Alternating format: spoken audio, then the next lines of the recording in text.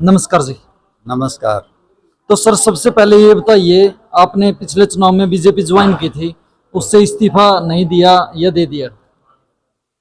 आज कारगिल विजय दिवस है। सर्वप्रथम तो आप सबको बहुत बधाई देता हूं और उन वीर सैनिकों को जिन्होंने अपनी ज़िंदगी देश की खातिर न्यौछावर कर दी, उन्हें नमन करता हूं। भारतीय जनता पार्टी में जिस प्रकार के हालात थे और वो उस वक़्त में कि किसान के खिलाफ 3 काले कानून लेकर के आए, तो हमने उनका विरोध किया, जिसकी वजह से किसान पूरे देश का आंदोलित हुआ। दिल्ली के चारों तरफ बच्चे बूढ़े और जवान टोल प्लाजाओं पर जम करके बैठ गए। उन काले कानूनों से किसान का बहुत नुकसान होना था। उनका भूमि स्वामित्व तब जा रहा था और अथाह स्टॉक करने की इजाज़त दे दी गई थी बड़ी बड़ी कंपनियों को, जिससे ब्लैक मार्केटिंग होनी थी। और इसी प्रकार से उन कानून से तिल मिलाए किसानों ने जिस प्रकार से आंदोलन शुरू किया, उसी वक्त मैंने भारतीय जनता पार्टी को त्याग दिया और मैंने कहा कि किसानों की अगर नहीं सुन सकते और किसान विरोधी कानून लेकर के आते हो, तो फिर हमें इस पार्टी में बने रहने का कोई अधिकार नहीं। राजनीति गलियारों में ये चर्चा है कि माजरा साहब उचियाना, कैथल या कलायत से कहीं से भी चुनाव लड़ सकते हैं। अगर आप कन्फर्म कर दे तो सभी दर्शकों को पता चल जाए। अभी राजनीतिक तौर से चुनाव लड़ने का ना तो चुनाव ही आया और ना ही निकट भविष्य में अभी आने की संभावना, क्योंकि चुनाव होने में अभी 15 महीने बाकी हैं। जब चुनाव आएगा तो चुनाव का दौर जब शुरू होगा और चुनाव बहुत नज़दीक होगा, मैं उसी वक्त में ये निर्णय लूँगा।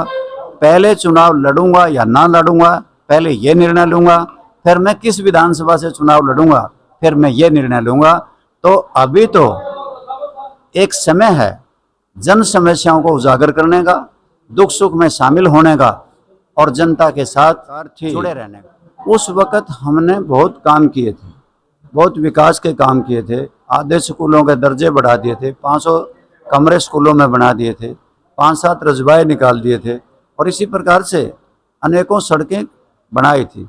और हमने इसी प्रकार से कहीं शिक्षा के प्रबंध किए थे, वहाँ पे हमने स्वास्थ्य सेवाएं दी थी। इसी प्रकार पशुपालकों को भी अनेकों प्रकार के अस्पताल दिए थे। और हमारे वक़्त में लोग अपनी फरियाद लेके सरकार आपके द्वार आते थे तो उन्हें दूर कर दिया जाता था और मैं भी 24 घंटे लोगों के बीच में ही रहता था। समय आएगा तो ज़रूर से ज़रूर इन बातों पे विचार करेंगे और क्या पता उनकी मुराद भी पूरी हो। रामपाल माजरा जी, जो हमारी विधायक कलायत हल्का से मैडम कमलेश डांडा जी, उन्होंने रातों रात जिला बनवा दिया था कलायत, और विकास कितना करवाया है, क्या कहना चाहोगे हल्का में? विकास नहीं, विनाश किया। उनके वक़्त में केवल रिश्वतखोरी और रिश्वतखोरी और भ्रष्टाचार बढ़ा है। उन्होंने किसी भी प्रकार का कोई काम नहीं किया और सारी सड़कें टूटी हुई हैं। कोई स्कूल में कमरा उनके वक़्त में नहीं बना, कोई सड़क नहीं। यानी कि वो सब तंत्र, एक नहीं परिवार के कई सदस्य इसी काम पे लगे हुए हैं कि लोगों को किस प्रकार से भ्रष्टाचार करके लूटा जाए और ठेकेदारों से और किस प्रकार से पैसे लिए जाएं अधिकारियों से। उनकी कौन मानेगा? जो लोग मंथली लेते होंगे तो अधिकारी भी तो वो पैसे पूरे करते होंगे, वो किसी को काम के लिए कह भी नहीं सकते होंगे। इसलिए आज खाली खाली सा लगता है, सुना सुना सा लगता है कि कोई भी इस इलाके की बागडोर अच्छी तरह से संभाल नहीं रहा जो उनकी जिम्मेवारी बनती थी। जनता परेशान है कलायत हल्का की, तो विपक्ष इस मुद्दे पर कहाँ है? कोई धरना नहीं, प्रदर्शनी, क्या कहाँ देखते हो? विपक्ष के लोगों ने करना चाहिए।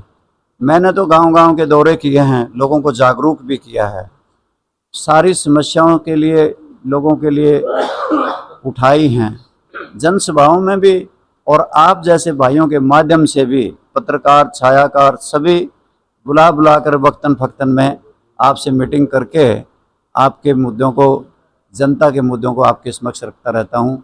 और जितना हो सकता है मैं उनके निराकरण के लिए भी कोशिश करता हूँ। आया हफ्ता माजरा जी आप गांव की चौपाल का दौरा करते थे, एक गांव का दौरा करते थे हफ्ता में, लेकिन अब वो मिशन शायद रुक सा गया है। मैं किसान का बेटा हूँ, मैं ये समझता हूँ कि अभी किसान व्यस्त है। अभी फसल की बिजाई हो रही है, रोपाई हो रही है, जीरी लगाई जा रही है, सब व्यस्त हैं।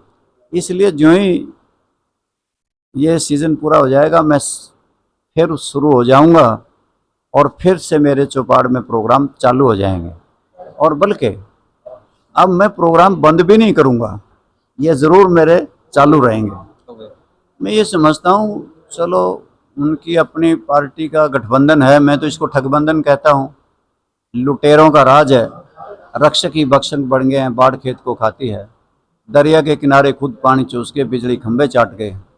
मास्टर हैं कि आज स्कूल हैं तो मास्टर नहीं, मास्टर हैं तो किताबें नहीं। आज अस्पताल हैं तो डॉक्टर नहीं, डॉक्टर हैं तो दवाइयाँ नहीं। आज जल घर हैं तो जल नहीं, अगर बिजली घर हैं तो बिजली नहीं। आज लोगों को परेशान परिवार पहचान पत्र से किया जा रहा है, फैमिली आईडी से किया जा रहा है। अनेकों समस्याएं हैं। हरियाणा प्रदेश के नौजवान बेरोजगार हैं, बेरोजगारी की वजह से त्राईमान करके अपने माँ बाप को छोड़ करके 7 समुद्र पार जा करके, चाहे अमेरिका में, चाहे इंग्लैंड में, चाहे वो कनाडा में, चाहे ऑस्ट्रेलिया में जा रहे हैं। आज HSCC और HPSC लूट का अड्डा बन गए हैं। इन्होंने कहा कि अग्निवीर भर्ती करेंगे, 4 साल के बाद रिटायर हो जाएंगे और उन्हें कोई किसी प्रकार की पेंशन भी नहीं मिलेगी। दे के हमारे पास फौज थी, उसको भी ठेके पे दे दिया। आज जिस प्रकार से निजीकरण किया जा रहा है, चाहे वो बंदरगाहें हैं, चाहे रेलवे स्टेशन हैं, चाहे हवाई अड्डे हैं, सबको बड़ी बड़ी कंपनियों को, अडानी और अंबानी को सौंपे जा रहे हैं, जिसकी वजह से बेरोजगारी निरंतर बढ़ रही है। नरेगा का बजट कम किया जा रहा है, जिसकी वजह से मैंडेज श्रमिकों के पूरे नहीं हो रहे। केवल 25 से 30 दिन तक रोजगार मिलता है। बेरोजगारी जहाँ हो, जहाँ हरियाणा प्रदेश का नौजवान त्राईमान कर रहा हो और हरियाणा प्रदेश में विकास की जगह विनाश इस सरकार ने किया हो, ऐसी सरकार को बने रहने का कोई अधिकार नहीं। इसे लोग चलता करने का काम करेंगे।